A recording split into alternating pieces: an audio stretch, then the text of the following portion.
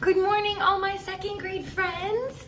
Mrs. Reisterer here, and it is Thursday, May 28th, and I have an awesome story for us today. I'm gonna move my camera over a little. Our story for today is The Water Princess. Now, this is one of my favorites, and I know that my class read this in the fall, but for all my other kiddos that might be watching this, and for my kiddos, it's always good to reread. So this one is a really special one. It says right above our title, which is The Water Princess, it says based on the childhood experience of Georgie Badil.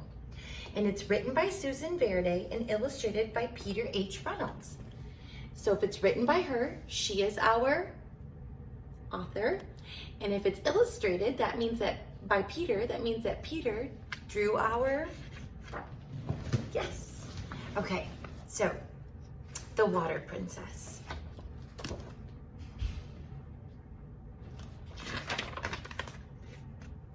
I am Princess Gigi. P.S. Love the illustrations in this story. My kingdom, the African sky. So wide and so close, I can almost touch the sharp edges of the stars.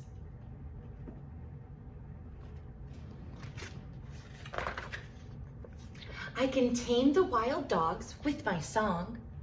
I can make the tall grass sway when I dance. I can make the wind play hide and seek. Do it like this. But I cannot make the water come closer. I cannot make the water run clearer, no matter what I command.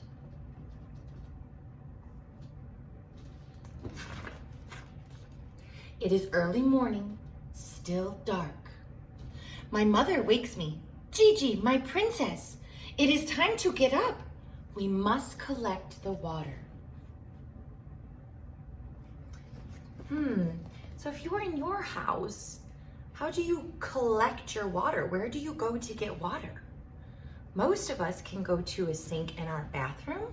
Our bathtub has water, or our shower, or in the kitchen. There's usually a faucet and a sink in your kitchen, and that usually has water.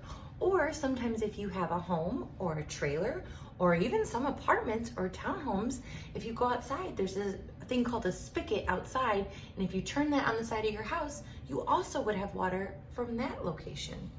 So it makes me wonder where they have water if she says we must go collect it, and she had to get up really early. Water, come! Do not make me wake before even the sun is out of bed, I demanded. Come, please, I say.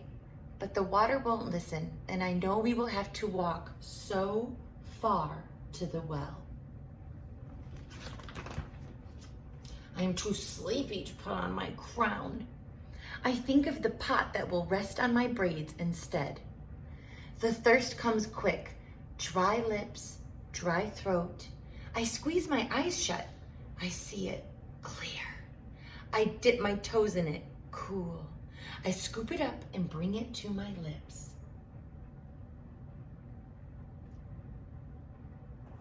So she said that they would have to rest a pot on top of her braids. So I'm wondering, is that what she has to carry the water home in? Is in a pot? And they have to walk far to a well? Slowly, I open my eyes. Nothing. I kick the dust. Ugh.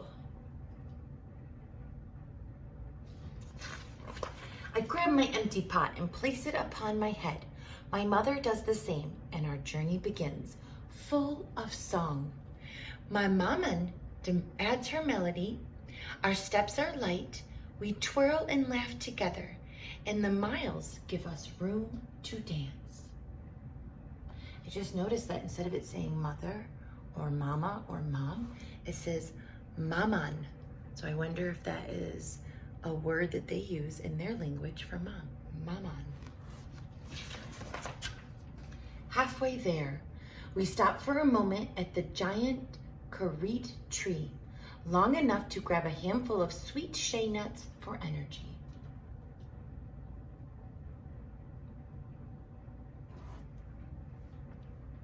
I also noticed that the sun is high in the sky now. Because remember, if it rises, it's gonna go up, up, up, up, up, and then down, down, down, down, down. So they've been walking for quite a while, huh? We can keep the dance going just a little longer. Maman, are we there yet? Finally, I hear the water running from the well, the giggles of my friends, and the chatter of other women. Wow, look at that pot that's on her head. Some have traveled farther than I have, only to return home when the sun has gone to bed.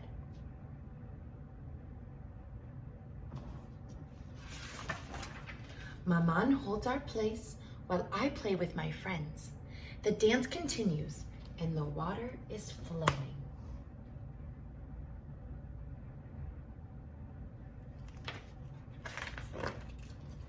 Pots filling with the dusty earth-colored liquid. Gigi, come! Maintenant! My turn now. Maintenant, another word we don't know. The dance home has slowed to careful steps. My thirst is so heavy, like the full pot I carry. Our song is softer now. Our shoulders ache, our feet cramp, but I see home at last. So look at, the sun is now starting to set by the time they're home. Maman boils enough water for drinking, and we wait. We wash our clothes, we prepare food for cooking. My father comes quickly from the fields to share in the drink and the meal, who scoops me up. My princess, you have returned with the water.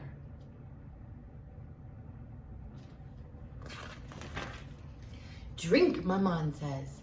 Finally. Every sip fills me with energy. I want to make it last, but I can't. I gulp it down. Clothes and body clean, I sing to the dogs. I dance with the tall grass. I hide from the wind. Maman brings one last cup she has saved just for me. Drink, my princess, and sleep, my princess. Tomorrow we journey again. Maman, I say as I close my eyes, why is the water so far? Why is the water not clear? Where is our water?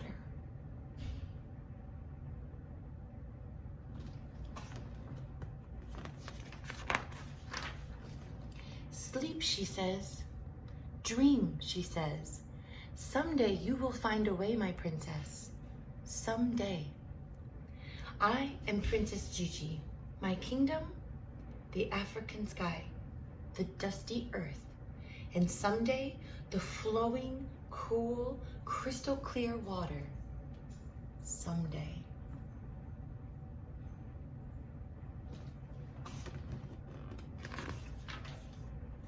And then at the back, remember in the front it says based on the childhood? Look at, it shows pictures of real African people having to go to the well to get their water.